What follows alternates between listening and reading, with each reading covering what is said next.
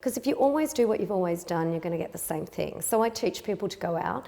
And the other thing that people don't like my answer for is if you want to go fishing, you go where all the fish are. Well, Debbie, welcome to The Red Hot Truth. Today we really want to just talk to that wonderful woman who's in her 40s, who is ready to make a change, who says, oh my God, there's just so much more out there that I can do, that I want to do, including finding love. And we just want to speak to that woman, particularly today. So if you're in that bracket, listen up. So you're a dating expert, and you've been a dating expert for a number of years now. Yeah. So first of all, how did you become a dating expert? So I decided to try this experiment and just see what it was like in every country and what worked and what didn't work. That was so much fun. Well, tell me, so what countries did you go to? Well, I went to England, Ireland, France, Amsterdam, America. Yes. Sydney. It's not a different country. Australia. It could be from Perth. I don't know how long ago this was. And probably Singapore as well. Yeah. And so tell me, what were the differences? What were the similarities? What did you observe during Okay, look, I didn't find it was that different. There were some countries, because of the volume of people, even Sydney to Perth, there's so much more people here. So you've got so much more fish in the sea, right? Yeah, totally. I tried to be consistent. So as much as people say Tinder's a hookup site, it's not. So how did you choose where to go?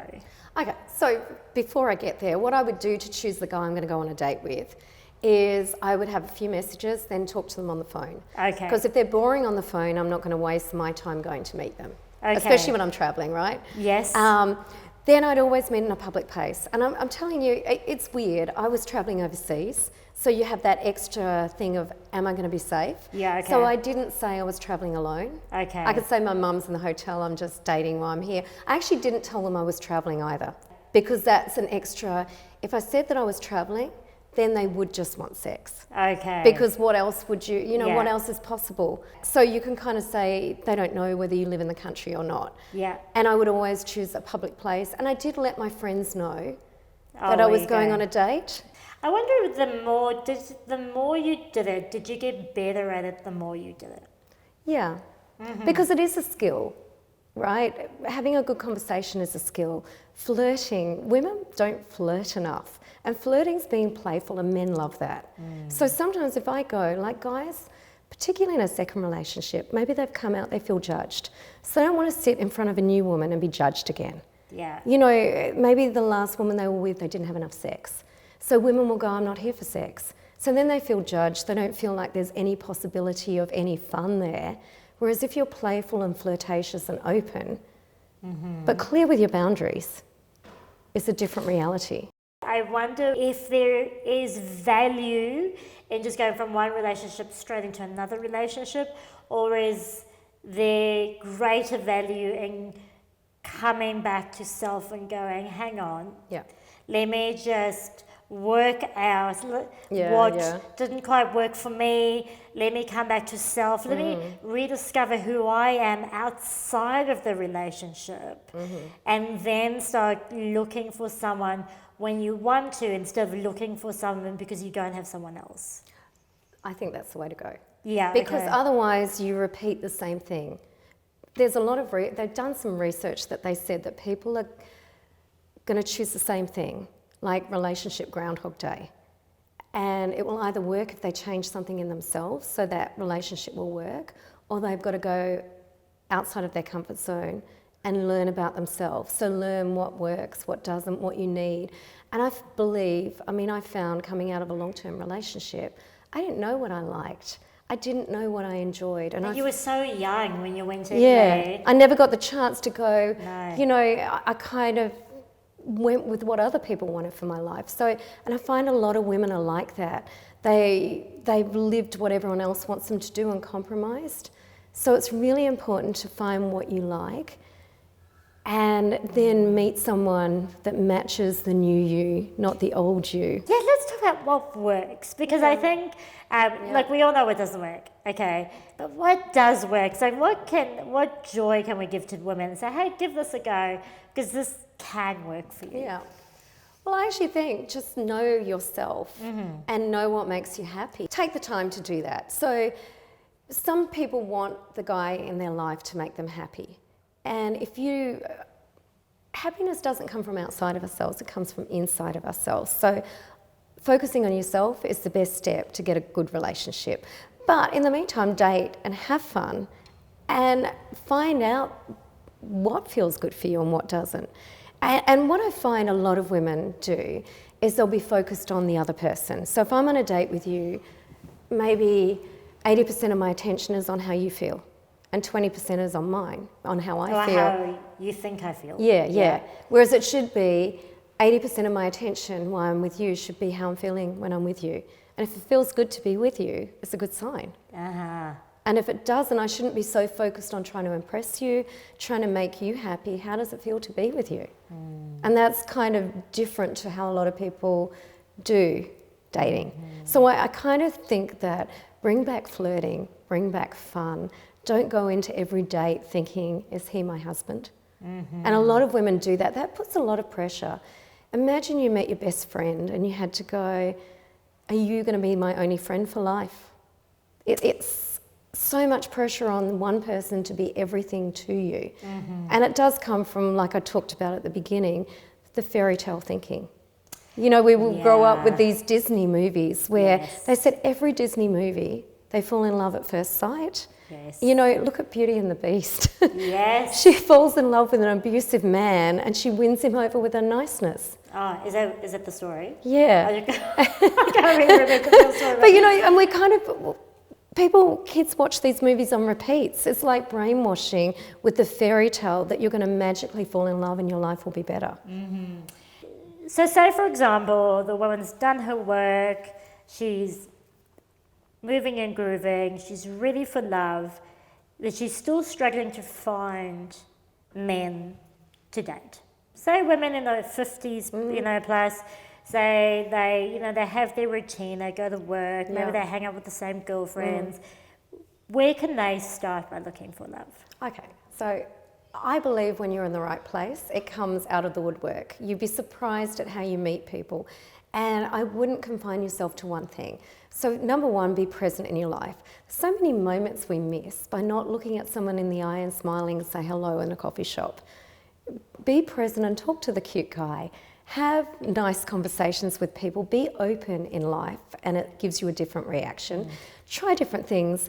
There's no Uber love. They don't deliver to your door. You actually have to get out of your couch. We need to get on to them. But yeah, if you get out and do something different, because if you always do what you've always done, you're going to get the same thing. So I teach people to go out. And the other thing that people don't like my answer for is if you're going to go fishing, you go where all the fish are, right? Yes. So a lot of women will go, I don't like online dating. I want to go look over there. Well, it's a numbers game. So say if you go somewhere, maybe you join a sporting club or your own interest, there might be one single man there. You go online and there's millions. Yeah. And there's a really high quality, but people have a bad experience and it puts them off. So I think when you date with a decision and an intention, you can get a different result. You don't waste a lot of time, but you're fishing where the fish are. And there's a lot of great guys online, and if you apply, it's a numbers game, so 9 out of 10 guys will be wrong for you. Yeah, okay. And if you kind of know that, whereas people might date 9 and go, it's not working, I'll give up. I mean, I know for me, like, I would go to a phone call as quickly as possible. Yeah, I would too. Because, you know, spending time online, I'm like, what the fuck? Yeah, and it's a waste. And women do it because they want to feel safe. Yeah. They want to build a connection, but that's pointless. So then they won't go meet. And I'm like, the more... I worked with a woman that she actually decided to date as many men, and she got everything that she wanted. But she probably went on 100 dates to get it. Yeah, okay. But, yeah. you know... It doesn't have to be that way, but that could be No, that it doesn't. way. Yeah. I find others that have gone on one date and they're in love. Well, so now I want to get to the dating stage, right? Because I was sharing some dating tactics, some flirting tactics over there. So we're on a date. Yep. I'll be the man. Let me put my book down so I can prepare myself. So we want to have some flirting How you tactics. doing? Hey, girlfriend. Tara, how does a man sit? Well, And so tell me, he doesn't have boobs, but I'm distracted by the boobs. I know, I don't have much going on. Tell me, how would we start like flirting with a man? Can you show me like a few things we can do? Kind of eye contact and open body language. So the boobs out, like. The boobs out. Oh yeah, boobs. Okay. Not like out, but like out. But I think being natural and looking in their eyes, a lot of women will kind of be like this rather than friendly. Oh, smiley, yes. Guys don't know the difference between friendly and flirty. Yeah.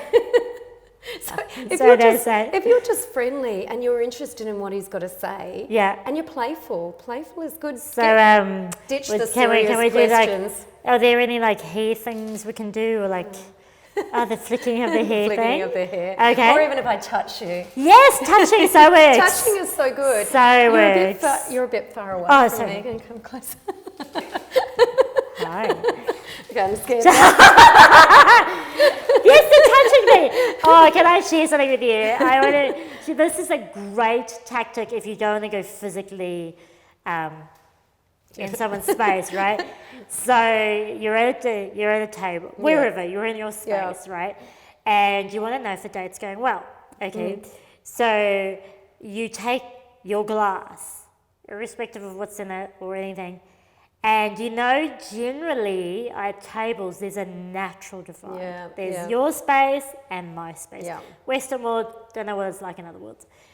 You take your glass and you don't like plonk it on the other side, but you shimmy it. So you're like, shimmy, shimmy, shimmy, See, shimmy, doing that works. right? And you shimmy it and you pop it just over the centerfold. Yeah. Right?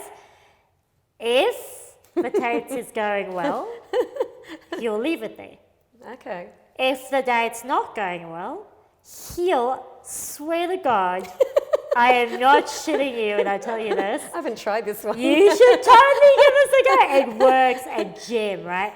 He will shimmy that glass back. Wow. It doesn't matter if he goes, oh, that's really funny, or he just moves it. He will shimmy it back. It is an amazing tool. You should try and give it a go. And what else could your women do? Like body language is so important, right? Mirror. What does mirror mean? So what does that mean? Well, I copy your hand movements. So if you're crossed your legs, I do the same. Okay. If you've got your hands like this, I do the same. If you lean in, I lean in. That could be awkward. Like, is there a tasteful way of doing it? I actually think just relax and be yourself. The biggest thing is if you're playful and fun, everyone wants to be with someone that makes them feel good. Yeah, but the interesting thing is like body language is subconscious, isn't it? Like it's a subconscious thing, isn't it? But sometimes leaning back as a woman, the guy wants to then, if I lean back, he might want to come towards me if you like me. Whereas sometimes when we're in this, it kind of pushes people back. So being able to kind of relax and lean back so you come to me. Have you ever done the foot thing? Have you done that before? I love these things. No, I love body language. I study body language for ages. Like you can look underneath the table. Yes, where their foot's pointing. Tell us about that. Well, whichever direction a guy's foot is pointing is the girl he's interested in. Yeah, and if he's fully towards you, then it's going great. Yeah. But if one foot's out, that for girls too. One foot's out, then like I'm interested. But I'm still looking at the exit there, right? Also, great tactics. Also, guys play with their belt buckle and their tie when they're thinking about sex. You ever noticed that? No, but I was just saying to Elena, when men want to show off, they do play around their genitalia area because so it's like the ape mentality that goes, look what I've got, right? So when a man and their body language totally opens his legs and goes woof, he's not being disgusting. He's being flirtatious, just in an ape-like way. Guys are easy to pick. Totally. Women are harder to pick because guys go, I've read the body language, I'm going to follow this. Because it's subconscious, because they're not, they just go. Women, to be safe and be liked, we often over-flirt because it's a safety mechanism. Yes. So they can't always tell. Yes. And, when I've been running events for so long, they go, oh, but she was so into me. And I'm like, but that's what we do as women. Yeah, okay. We do, whereas men can't. They go, I can't do small talk. I can't flirt with her when I'm not interested. Yes. Okay, you found that, right? That's interesting. So it's really quite different, whereas we'll flirt. I'll flirt with girls, I'll flirt with guys. It's just a thing. Yeah. That's interesting when you say, if he's not into you, he's not into you. Yeah. Now, remember that movie, He's Just Not That Into You? It's so true, though. Such a great movie, right?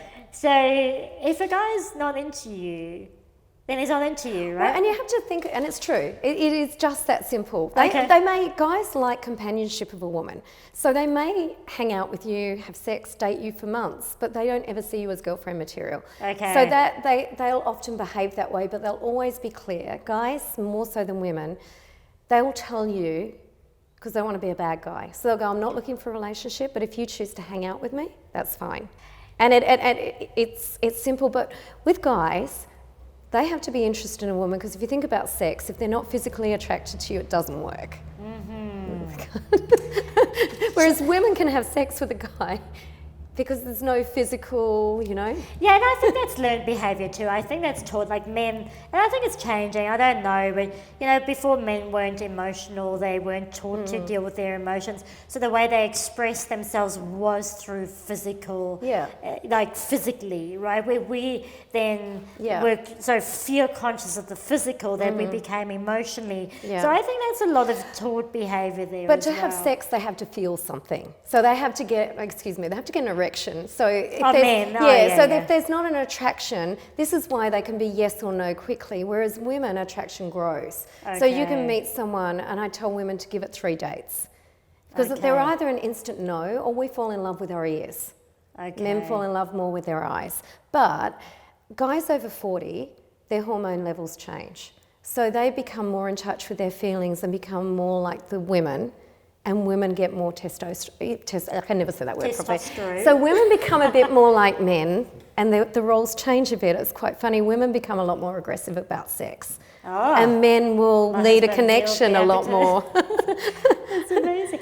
We're moving past the average person now, and we want to move into the level where that person is living a conscious life, right? So understands the laws of the universe, understands their own body, understands their own mind process. That woman, I'm talking about the woman. How does she then go about meeting a man in that same level? Do you know the answer to that? Yeah, I do. I think like attracts like, so be what you want to attract, and look at that within yourself. Look at what might be holding you back. So I do find a lot of conscious women, what they may want to date, but they don't want to date enough. So that decision hasn't been made. The other thing that I find is do some of the healing work, because you'll often attract a womb mate. So you'll attract someone to heal those things within you.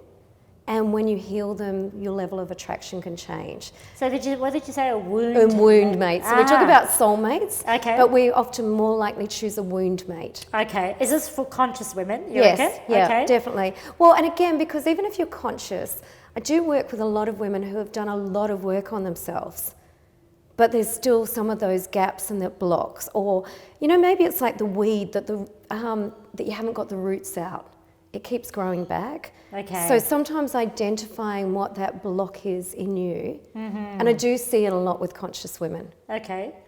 So they found wound mates instead of soulmates. Yeah. So there's that bit left in them, or there's fear, like the F word. The F word is is the biggest block. Those underlying subconscious fears, and how we work, like you said, a lot of it's subconscious. So say when we see the spider on the ground, our brain reacts, and then 5 minutes later we go, oh, that's the spider, that's why I reacted. Yeah, because it's there to keep you safe. Now we do that when it comes to love. So if you've got hurt or pain there, and you haven't been aware and taken the time to resolve it, you'll react to that. Or a lot of conscious people focus so much on what they don't want, and they get it. So they're powerful manifestors, and they manifest what they don't want. So if I focus, and I did this in the early stage, I focused so much that I didn't want that type of man, didn't want that type of man. That's all you got? That's all I got. Yeah, okay. So, really focusing on what you want and dreaming about it Our brain doesn't. So if our brain, to understand what we don't want, has to think about the thing we don't want. So if I said, don't think about a yellow VW, whatever you do, don't think about it. You thought about it. I was like, what's a VW? But your brain has to go, if I said don't think about yellow, don't think about yellow, you think about yellow. Yes. So the more we focus on what we don't want, we get it. Okay, so it's always focus on what you want. On what you want. And that's where, be clear. A lot of time what people do is they focus on superficial. Focus on how you want to feel and never settle for anything less than feeling great with someone. A question from an audience member was, hey, I'm happy with my life, you know, I have a really good life and I've got great friends and I'm really happy with where I am personally and professionally, etc. I know I want a relationship, I don't need one, and that's cool. I want one, but from what you were just saying about giving the desire, like bring about the desire, because that will then make, you know, the powers of the universe will get things going. I don't have that desire. How do I get that going? I mean, it's a great question. For one thing, for the audience member asking the question, there's some seed of desire to ask the question in the first place. So I wonder if there's some level of protection going on there to say it's not okay to want what I want. Okay. But the other thing is, a lot of women do say they don't need a man. And we don't need to need anything, but it's nice to want.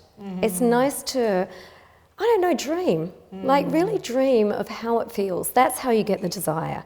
Like really paint this wonderful, wonderful picture of how it feels to be, I don't know, in someone's strong arms, and that magic of that first kiss, and how it feels to come home at the end of the day and have someone to tell your day about. You know, your person that's there for you. I don't know, whatever it is that will spark you or light those fires. Yeah. Allow yourself to want something. Don't be so self-sufficient. In our modern times, right, being feminine is like a swear word. Yeah. It's like it's weak. It's kind of, oh, you run like a girl. So being a girl is like, we try and disown that. And to succeed in life, we've embraced our masculine side, which is do, compete, achieve. The feminine side is about being and flow and connection. It's not about competition. It's about beauty. So I would say, when women operate from your masculine too much, we've got both sides in us, and both sides are great, so go do stuff, but connect with that feminine side of you and allow someone to give to you. You know, relax and stop trying to do everything yourself. Maybe we've brought into the myth that we have to be and do, and it's exhausting. And, you know, like if you look at the hormone levels, if we're too much in our masculine, the testosterone levels exhaust and deplete us. So that's why we end up getting exhausted. Whereas if we step and connect with the feminine energy, which is about beauty, and, you know, that's why being with our girlfriends is wonderful. Yeah. And it's not about competing, it's just about, you know, imagine the flowing. Yeah. Just let it happen. Stop trying to control everything. And I think when we say we don't need a man, we're often in control. And also for me, and this is when I relate it back to other things in my life, is to elicit desire, is I do need to use my imagination a little bit first. And then I think back to when once again, how do I want to feel? And when have I felt that way? So for example, maybe with a relationship, I can go, well, you know, I have had a relationship. In that relationship, what I really loved was, you know, him cooking me meals, for example. And I really loved that. And going back to that space and then sitting in that space and then bringing about that feeling again. And just remembering what it's like, because when we are so self-sufficient, we can easily forget. But bringing back those emotions by remembering how it was when we were in a relationship, the good things, right? And also sometimes the things that didn't quite work for us, it's also okay bringing that up and going, because once you know what you don't want, you know what you do want. That's true, and right? it's important to look, and I do get people to look at their history and circle it and see what their patterns are, because, you know, there'll be those 5 traits that you choose consistently that don't work for you. And if you keep doing that same thing again, but that dreaming, connecting is so powerful. Yeah, it is very powerful. And I don't know, it's nice to have someone do things. I'm sure you like your husband doing something for you and not having to do it all. Totally. Like, I love having him around, like, every now and then. No, I do. I love having him around. Like, and, but that's, you know, that's my relationship, and I never want to compare. I never want, it's never a comparison. It's just like, do it for the reasons you want to do it. It does take a bit of imagination, and that's not just with that's not just with a relationship desire, that's with any desire. True. You have, well, you don't have to do anything, but it's True. spit that out. But yeah, it's all, everything we have was first a thought. True. This was first a thought, you know, I was first a thought by my parents, you know, everything was first a thought, so that's where it started. Oh, and it's really cool to consciously create it. How fun is that you can consciously create the life that you want, and it's never too late. And I don't think we're giving a desire without the capacity to fulfill it. I wonder for the women sitting at home, you know, going, look, I just want to start dating. Can we give them 3 practical wisdoms from your own experience, that how could they start off going on their dating journey? Or let me rephrase that. Because dating has such a connotation. How can we say? How can they start off on their relationship finding adventure?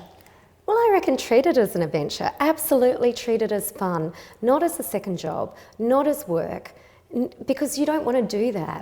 Do you know, like a lot of women go, I don't think I can bear going on a dating app again. It's too much hard work. It's ceased to be fun. So they'll try and qualify everyone. They'll interview the men, and it doesn't feel good. Go out and absolutely make dating fun. So 1F, fun. Fun. Okay. And flirt, another F. Flirt, dating? Flirt everyone, even if you're not interested. Be playful, whether you're interested in the person or not. But what women go is, I don't want to waste it on someone I'm not interested in. Yeah, but just have a bit of fun flirting and get back into it, right? Yeah. So I think it was more than 3, but never mind. Yeah, sorry. So fun, flirt. Yes. Get rid of the fear. Yes. Where can women get hold of you? Okay, so I've got 2 websites, but my coaching website is debbierivers.com.au. Great. Yeah. And my favourite question is, what is your red hot truth and how are you living it? My red hot truth is it's never too late to live the life you've always imagined. And I'm doing everything every day that I absolutely love.